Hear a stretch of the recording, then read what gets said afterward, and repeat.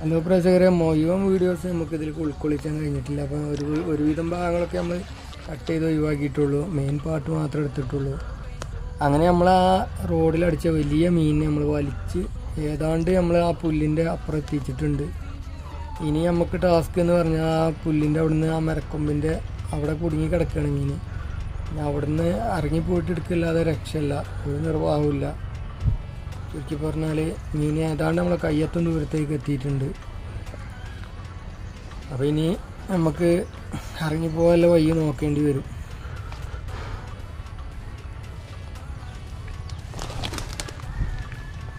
കൂടുതലായിട്ട് നമ്മളോട് മീൻ ഫൈറ്റ് എടുത്തിട്ടുണ്ട്. അതുകൊണ്ട് തന്നെ മീൻ നല്ലോണം ടയേർഡായിട്ടുണ്ട്. കൂടുതൽ അങ്ങനെ വലിക്കുന്ന സമയത്ത് ഒന്ന് കൊതറുകയോ എന്തെങ്കിലും ചെയ്തിട്ടുണ്ടെങ്കിൽ മീൻ ചിലപ്പോൾ അവിടുന്ന് പോരാൻ ചാൻസ് കൂടുതലായിരുന്നു.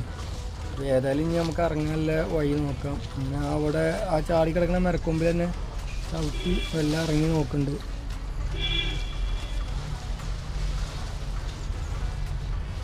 എൻ്റെ മോനെ, മീനെ കണ്ട് ഞാൻ തന്നെ വെട്ടിപ്പോയി. അത്യാവശ്യം 2 കിലോക്ക് മേലുള്ള മീനാണ്. 200-800 തൂക്കം കാണും. നമ്മളാ മരക്കൊമ്പിൽ ഡാൻസ് എടുത്താൽ നിൽക്കുന്നത്, അതുകൊണ്ടാണ് മീനെ വല്ലാതെ നമുക്ക് കാണിച്ചു തരാൻ കഴിയാഞ്ഞത്.